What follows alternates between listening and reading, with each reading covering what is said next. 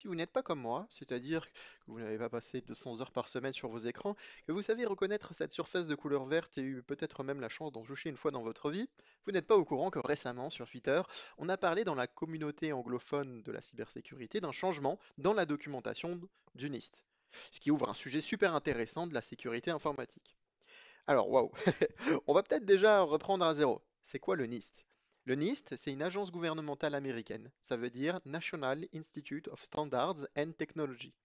En France, on a plus ou moins un équivalent qui est l'ANSSI, Agence nationale de la sécurité des systèmes d'information. Même si leur mission et leurs moyens diffèrent pas mal. L'objectif principal du NIST, c'est de faire des lignes directrices à suivre en sécurité informatique, que ça soit sur comment sauvegarder les mots de passe utilisateurs, à comment gérer une situation de crise après s'être fait attaquer par des hackers.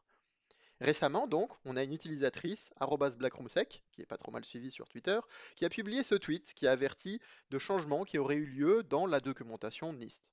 Cette documentation, elle est importante, même pour nous, car beaucoup de pays regardent attentivement les recommandations de cette agence.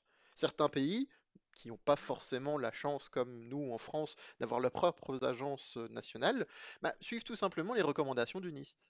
Mais de quoi on parle? Ici, les changements auraient eu lieu sur la gestion des mots de passe. En gros, si vous êtes une biais en anglais, bon, il s'agirait de grandir. Enfin, je veux dire, voilà les changements importants.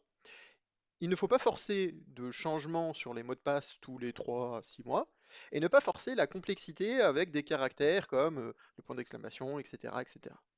Et ça doit vous surprendre parce que si vous n'êtes pas au chômage comme moi, vous avez sûrement dû mettre en place des mots de passe avec des caractères spéciaux et sûrement les changer tous les trimestres ou tous les 6 mois minimum dans les entreprises pour lesquelles vous avez travaillé. Bon, maintenant, si on fact-check un peu toute cette information, c'est vrai, c'est écrit dans la documentation en question et dans la preview qui arrive, mais ça fait déjà un moment que c'est inscrit. D'ailleurs, l'utilisatrice en question, @blackroomsec, a fait un second tweet plus tard pour corriger le tir. Mais pourquoi recommander ça?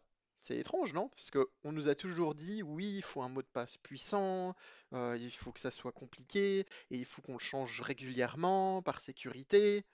Et c'est là le sujet de sécurité informatique et le thème un petit peu de toute cette vidéo qui est intéressant. C'est la balance entre sécurité et pratique. Ou comment la sécurité ne doit pas devenir chiante pour l'utilisateur, sinon il va faire n'importe quoi et ce sera même pas de sa faute. Bah oui, parce que si vous demandez de changer les mots de passe trop souvent, vos utilisateurs, ils vont faire quoi? Dans un monde parfait, ils vont totalement le changer, ça va devenir quelque chose de totalement différent, très compliqué, rien à voir.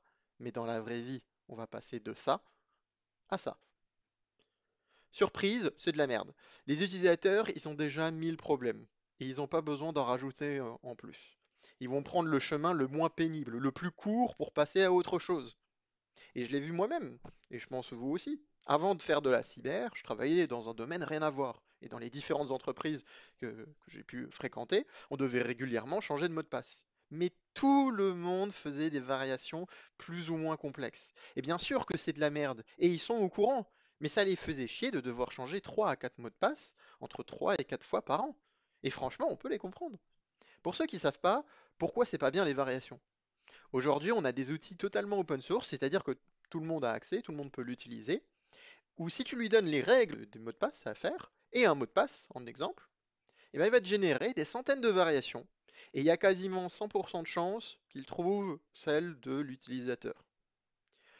Ce qui explique mieux ce concept comparé au NIST, c'est l'ANSSI pour le coup, Cocorico. Dans leur documentation, mise à jour en 2022 à ce sujet, ils vous expliquent longuement que si vous forcez des changements, vos utilisateurs vont faire quelque chose de mauvais. Tout ça pour dire quoi? C'est quoi la conclusion de tout ça? C'est pas qu'il ne faut pas changer de mot de passe de temps à autre. D'ailleurs, ils recommandent de faire, dans certains cas, s'il y a eu des problèmes, des intrusions dans le système, des doutes, alors à ce moment-là, on peut être amené à faire des changements de mot de passe. Ou alors l'équipe IT de faire des changements réguliers, surtout sur les comptes administrateurs importants. Mais la conclusion de tout ça, c'est surtout qu'il faut se réveiller un petit peu. Quand on fait de la sécurité informatique, il y a un monde entre la théorie, l'utopie qu'on recherche, et la pratique. Il faut être capable de se mettre à la place de l'utilisateur. Il faut trouver une balance entre la situation idéale et la faisabilité, la pratique.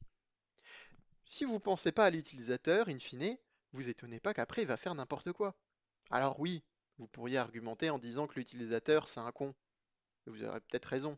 Mais si vous l'aidez pas, si vous mettez des barrières, rien ne va changer. Et puis un jour, peut-être, Je serai rentré dans votre système informatique grâce à ça. Allez, à bientôt les Netrunners.